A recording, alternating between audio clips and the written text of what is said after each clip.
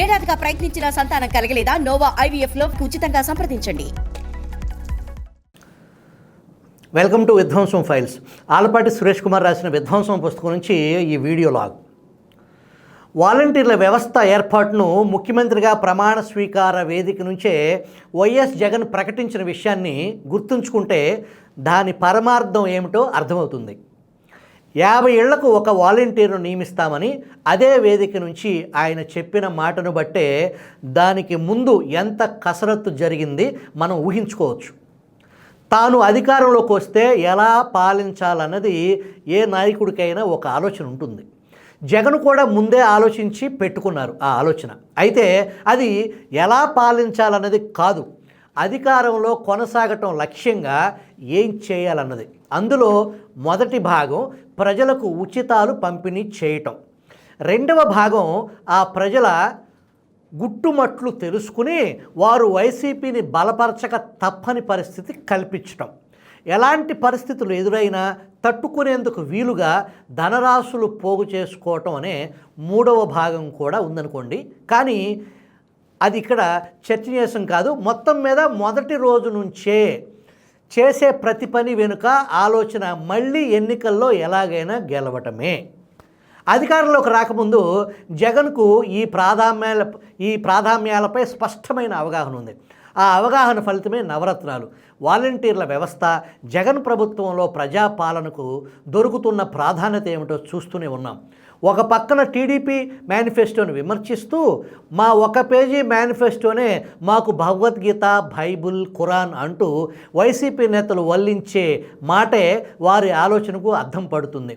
లబ్ధిదారుల ఖాతాల్లోకి నేరుగా డబ్బులు జమ చేసి అందుకు వారు ప్రాథమికంగా తనకు, ఆ తర్వాత తన నాయకత్వాన్ని పార్టీకి రుణపడి ఉన్నారన్న భావనను బలంగా నాటడం అనే ఇరుసు చుట్టూ జగన్ పాలన పరిభ్రమిస్తుంది.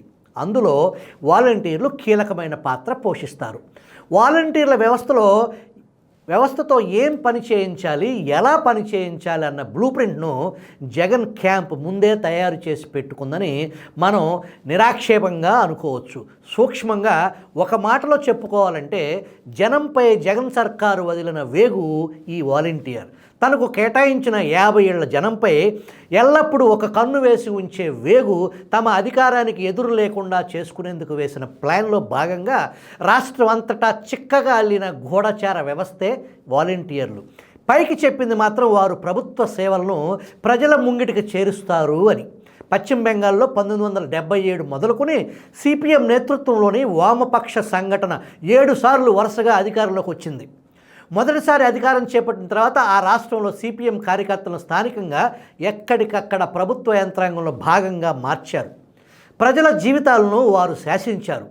లెఫ్ట్ ఫ్రంట్ అంతా దీర్ఘకాలం పాటు ఆ రాష్ట్రంలో అధికారాన్ని అంటిపెట్టుకుని ఉండటానికి ఆ కార్యకర్తల యంత్రాంగం కూడా ఒక కారణం. వారిని గద్దె దింపే అధికారం చేపట్టిన తృణమూల్ కాంగ్రెస్ కూడా కొద్ది తేడాలతో అలాంటి వ్యవస్థనే నడుపుతుంది. స్థానికంగా ఎక్కడికక్కడ పెట్టిన యూత్ క్లబ్బుల ద్వారా తృణమూల్ కార్యకర్తలు ప్రజలపై పెత్తనం చేస్తారు. వైసీపీ నాయకత్వం ఆలోచన చేసిన వాలంటీర్ వ్యవస్థకు బహుశా బెంగాల్లోని సిపిఎం నడిపిన వ్యవస్థ స్ఫూర్తి కావచ్చు. వాలంటీర్ల వ్యవస్థ గుట్టును వైసీపీ నేతలే ఎప్పటికప్పుడు విప్పుతూ వచ్చారు. 90% వాలంటీర్లు వైసీపీ కార్యకర్తలేనని విజయసాయిరెడ్డి ఆదిలోనే చెప్పారు. వైసీపీ స్థానిక నేతలు చెప్పిన వారినే వాలంటీర్లుగా పెట్టాం. వారు వైసీపీ కార్యకర్తల వంటి వారు. పార్టీ విషయాలను తన పరిధిలోని 50 ఏళ్లకు చేరవేసే సైనికులు వారు అని మంత్రి అంబటి రాంబాబు సెలవిచ్చారు. వాలంటీర్ పోస్టులు ఇచ్చిందే వైసీపీ కుటుంబాల వారికి కదా అన్నారు మరో మంత్రి తానేటి వనిత. ఏ రాజకీయ పార్టీకి ఓటు వేయాలో ప్రజలకు వాలంటీర్లు చెప్పకూడదని ఎవడన్నాడని మంత్రి ధర్మాన ప్రసాదరావు ప్రశ్నించారు. చంద్రబాబు వస్తే మొదటి ఫైరింగు వాలంటీర్లపైనేనంటూ బదులుగా ముందు మనమే ఫైర్ చేద్దామని ఆయన శ్రీకాకుళం జిల్లాలో ఒకచోట వాలంటీర్కు ఉద్బోధించారు. పార్టీ ఓడిపోతే మీ ఉద్యోగాలు ఉండవు, పార్టీ విజయానికి కృషి చేయండి అని మంత్రి విశ్వరూప్ ఒక సందర్భంలో వాలంటీర్లకు పిలిపించారు. అందరు మంత్రులు ఏదో సందర్భంలో ఇలా మాట్లాడిన వారే. మంత్రుల మాటలు ఇలా ఉంటే అసలు అధినాయకుడు ఏమంటున్నాడో చూడండి.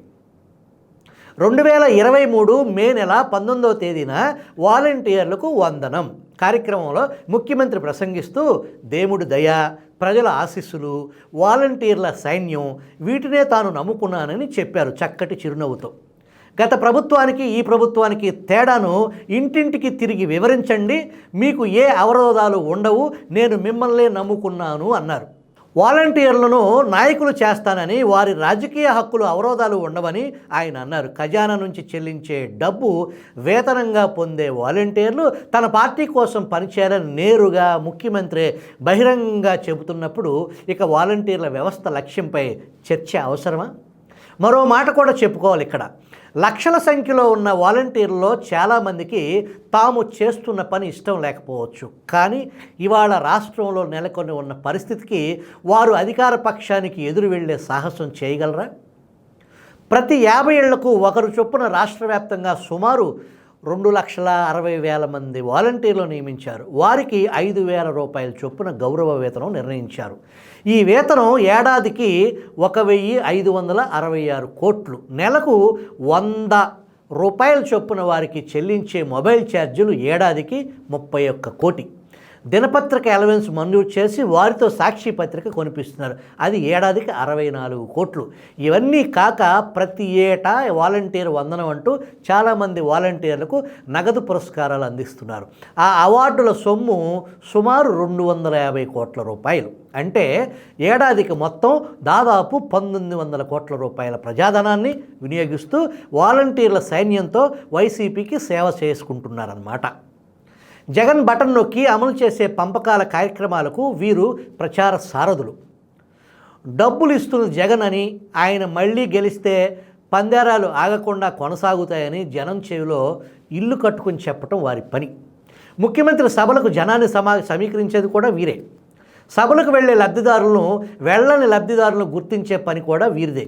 గ్రామాల్లో ఎవరన్నా అధికార పక్షానికి వ్యతిరేకంగా నోరు తెరిస్తే వెంటనే వాలంటీరు వారిని మార్క్ చేస్తాడు. ఒకసారి వాలంటీర్ ద్వారా ఎంప్లాయ్మెంట్ సర్వే చేయించారు. అందులో కుటుంబ సభ్యుల వివరాలు సేకరించడంతో పాటు ఏ రాజకీయ పార్టీ అంటే అభిమానమో కూడా అడిగి తెలుసుకున్నారు. వైసీపీ ఎమ్మెల్యేలు వాలంటీర్లతో ప్రత్యేక వ్యవస్థను ఏర్పాటు చేసి నియోజకవర్గం పరిధిలో ఎవరేంటి అన్న వివరాలతో జనం చిట్టాలని తయారు చేయిస్తున్నారు. ఈ మధ్యనే సిటిజన్ అవుట్ రీచ్ సర్వే పేరుతో ప్రభుత్వ పథకాల లబ్ధిదారుల పాన్ కార్డు వివరాలు కూడా సేకరించారు. 50 ఏళ్లకు ఒక వాలంటీర్ ఉన్నప్పుడు ఆ 50 కుటుంబాల మంచి చెడ్డల జాతకం మొత్తం చేతిలో పెట్టుకోవటం అంత పెద్ద పనేం కాదు. క్షేత్రస్థాయిలో వైసీపీ వ్యూహానికి ఇది ప్రాతిపదిక అన్నమాట. మొత్తంగా చూస్తే ఈ 5 సంవత్సరాల్లో 10,000 కోట్ల రూపాయలు వాలంటీర్ వ్యవస్థకు దారాగతం చేసింది జగన్మోహన్ రెడ్డి ప్రభుత్వం.